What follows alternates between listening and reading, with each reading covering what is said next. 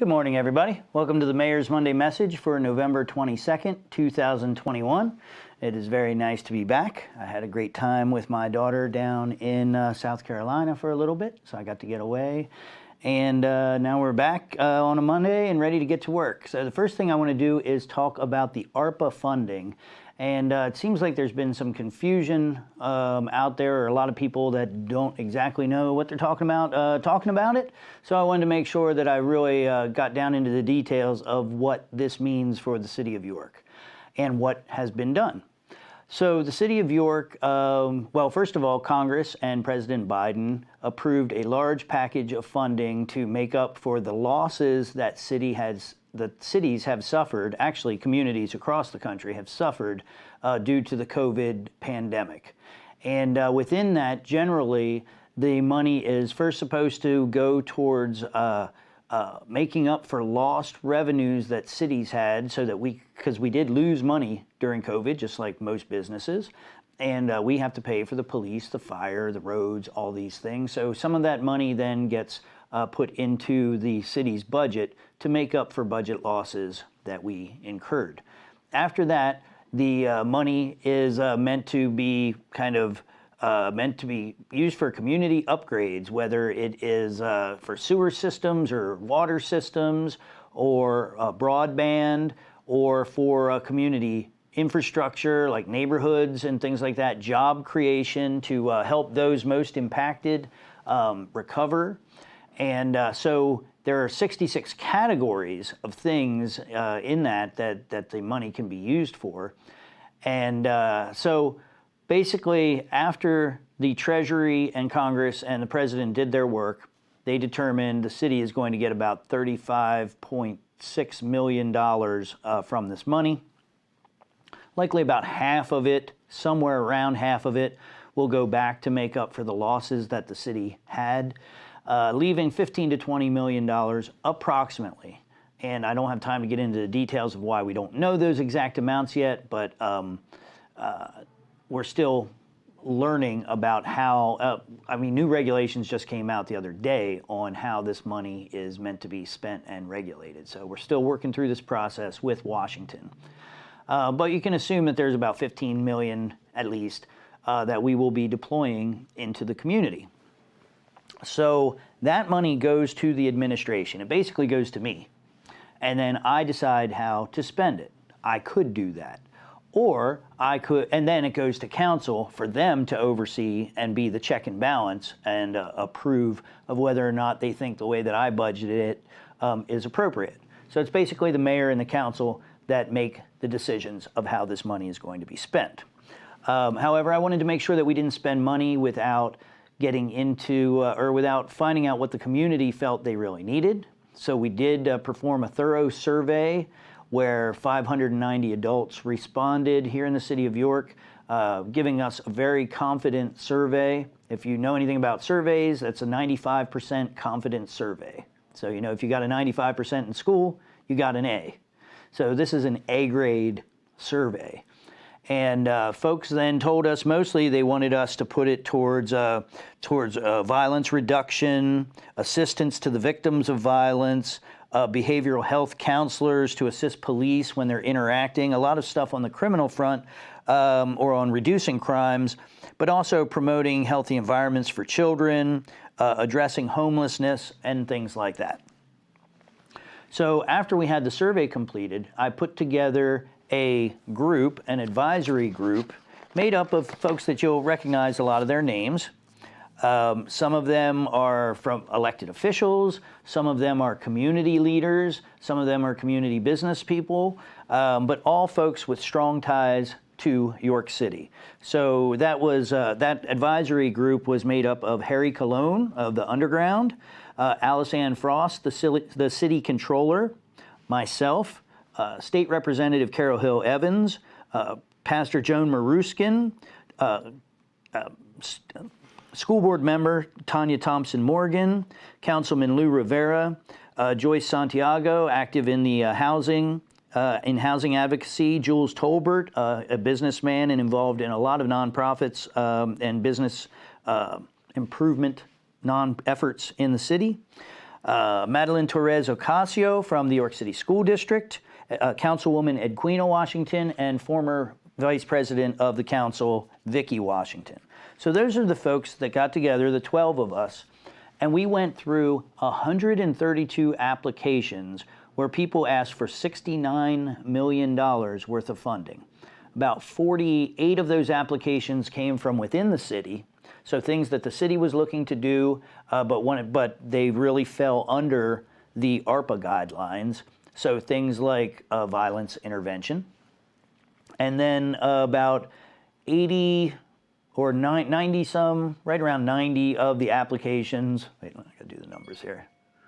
80 some of the applications came from community organizations that wanted us to fund different projects for the community. So we went through 132 applications, which was not easy. It was about 20 some hours of work for each of us. Not everybody got to finish everything because they didn't have the time that they thought they had, but we got responses. We got at least 5 responses for every review that we were trying to do, and we averaged about 8 responses for every review. Those that had any involvement with any organizations recused themselves and were not involved in any of the review of the applications that had to do with their organizations. So that's a very important part of this. Nobody that had anything to do with an organization reviewed any of the applications relating to those organizations. So out of the process, we ended up, or I ended up taking the advice of the group and funding about $5 million. We added a couple more. I added a couple more at the end because there were 2 different ways that you could look at the applications. So I ended up putting $5.5 million into the city budget out of the work that this advisory group did. So there are $5.5 million worth of requests. I won't go into the individual organizations that I put in there to receive the money, but I can tell you, and the point is that this was a very diverse group. We had 4 Latinos, we had 4 African Americans, and 4 whites on the group. We had some individuals that were relatively high economic status, others that were of lower economic status. We really did, I really worked hard to make sure that it was a balanced, even group. And yes, I did pick the individuals. However, I picked individuals that that I know really well and are supporters of mine, but I also picked people that have been publicly detractors of mine, such as Councilwoman Washington and a couple others on here. So we put it together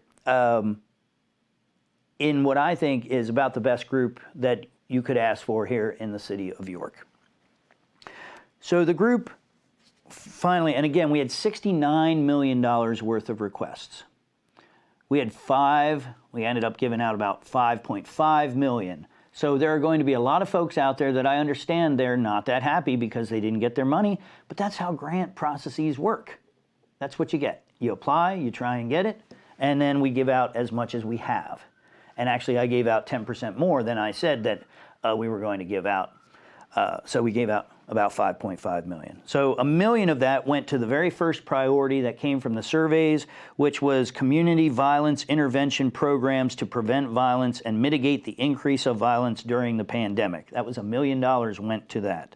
Fund behavioral health counselors to assist police officers with responding to calls, so that when we have a call and police officers know that there is a mental health issue, that they can call somebody in with more expertise with mental health issues, and we don't end up in sad situations that we've seen sometimes where a death or an injury to an individual occurred because of folks that were not as well educated or trained or had degrees in mental health issues. So $300,000 went to that. $385,000 went to homelessness support. $475,000 went to job training and earn while you learn. So make money while you are also improving your education and your skills. $360,000 to assist with family issues, economic support, health needs, and child development. $295,000 for mentoring and after-school programs, $425,000 for mental health assistance and service programs here in the city of York, $550,000 for stronger communities, housing and neighborhood investment, $100,000 for healthy living environments, healthy food in the neighborhoods, $225,000 in small business loans that mostly went to minority and women-owned businesses.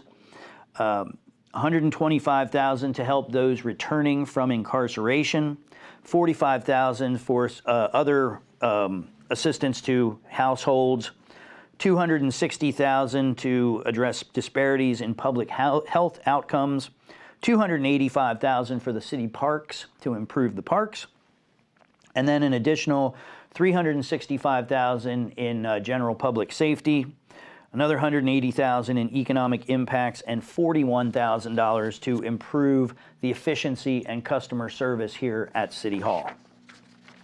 So those are the things that are now in the budget. They are going to be announced this evening and tomorrow at the City Council budget hearing, at the Mayor's budget hearings.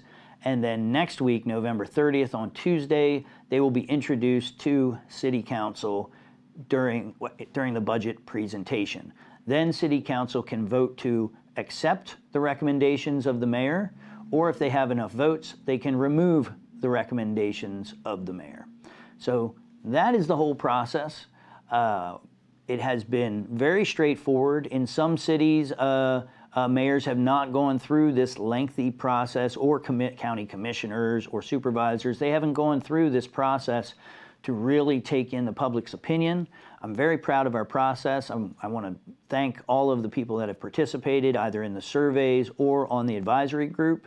And this is not the end. Only about $5.5 million has been given out. We wanted to get some money working out there, particularly in addressing the violence and the deaths of our young people, and homelessness and job creation, or career training. We wanted to get that money out.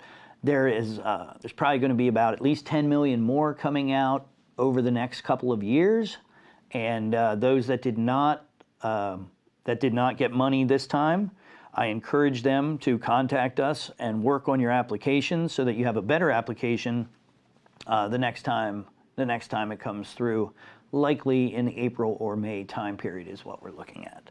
So I know that was a lot, but I wanted to make sure that ARPA information got out there to everyone. So back to the Mayor's Monday message. Again, unfortunately, we haven't seen a decline in the cases of COVID. We were hoping to see a decline after October, but we're really staying steady at 23 new cases a day. That's not great. So please, if you're so inclined, contact Family First Health and get your vaccine there.